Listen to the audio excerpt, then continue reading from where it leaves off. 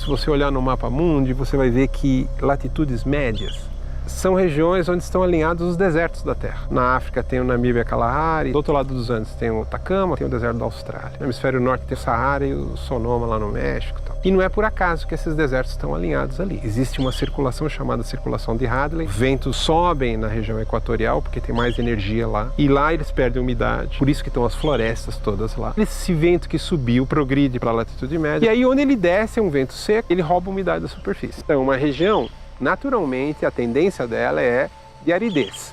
A não ser que esteja muito próxima do oceano aqui. No entanto, na América do Sul, a região que a gente pode chamar de quadrilátero, Cuiabá ao norte, Buenos Aires sul, São Paulo no leste e a Cordilheira dos Andes no oeste, é uma região que está geograficamente na alça de subsidência de Hadley e chove a cântaros. Então era um mistério, né? O que tem que é diferente?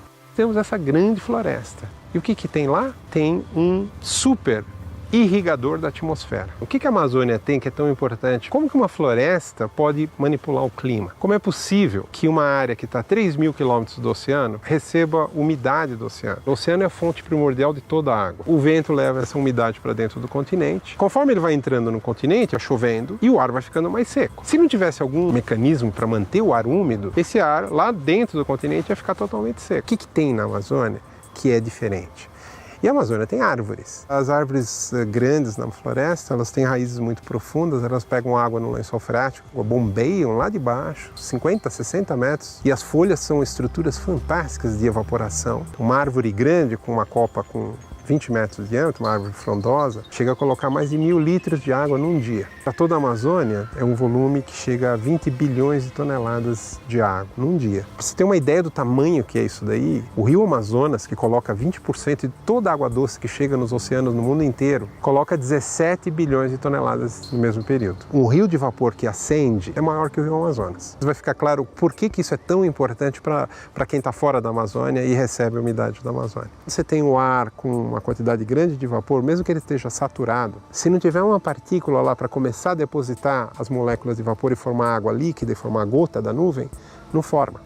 O ar sobre a Amazônia é tão limpo de partícula, de poeira, quanto o ar sobre o oceano. E no oceano é semidesértico, quase não chove. Então o mistério era o que tem na Amazônia? Fonte de umidade a gente já sabe agora, né? Mas e o que faz chover? As folhas das árvores têm compostos lá que evaporam e vão para a atmosfera. O que foi descoberto é que esses vapores produziam lá uma reação e precipitavam na forma de uma poeira. E essas partículas são chamados aerossóis atmosféricos, são chamados também de núcleos de condensação de nuvem, ou seja, a floresta amazônica fabricava a sua própria chuva. A gente está acostumado a pensar a evolução dentro da própria vida, plantas, com animais, com insetos, etc. Agora nós estamos falando de uma evolução da vida toda como um todo, a floresta, com a atmosfera. Além dela produzir umidade para si mesma, produz um fenômeno que ficou conhecido popularmente por rios voadores, que explicam o mistério da região que vai de Cuiabá, Buenos Aires, de São Paulo aos Andes, ser uma região verde, úmida. Esse quadrilátero é 70% do PIB da América do Sul, é produzido nesse. Então as hidrelétricas, onde está a maior agricultura, indústrias, grandes centros, e a explicação veio da transporte através dos rios aéreos de vapor que a Amazônia exporta para essa região e contraria a tendência normal dessa região de ser deserto. Você tem lá essa imensa usina de serviços ambientais que é a floresta, eu chamo a maior parte tecnológica que a Terra já conheceu. E o que está sendo feito na Amazônia? A nossa interação com aquela usina de serviço ambiental é meter motosserra, é meter trator com correntão e meter fogo. É isso que nós estamos transformando uma usina de serviço ambiental em gás. Regiões que são beneficiárias dos serviços ambientais da Amazônia, elas tinham floresta também. A Mata Atlântica ocupava 1,5 milhão de quilômetros quadrados. O efeito de perder essa floresta que gerava um clima amigo aqui não foi tão percebido porque tinha a floresta amazônica lá. Eu estou fazendo uma inferência. A inferência é, se a umidade, a maior parte da umidade que chega nessas regiões aqui, centro-sul da América do Sul, vem da floresta amazônica, e a floresta amazônica hoje nós sabemos que produz todos esses serviços, qual é a conclusão lógica? É que nós estamos matando a galinha dos ovos de ouro. O agravamento do clima decorrente do desmatamento é irrefutável. Mas tem outros efeitos também, tem o aquecimento global, tem outras regiões da Terra que estão sofrendo impacto semelhante. Quanto será só do aquecimento global? Quanto que o aquecimento global produz um dano maior aqui, porque não temos mais a floresta atlântica aqui primeiro e não temos a floresta amazônica mais já lá. Sabe, está dizendo uma coisa muito claro.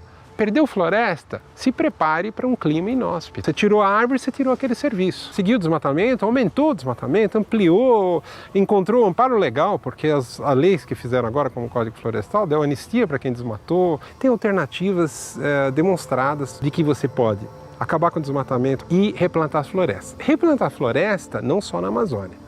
A gente viu que a floresta tem um papel muito grande, então para que ninguém no estado de São Paulo use esse argumento e falar o problema não é meu, o problema é da Amazônia porque estão desmatando lá.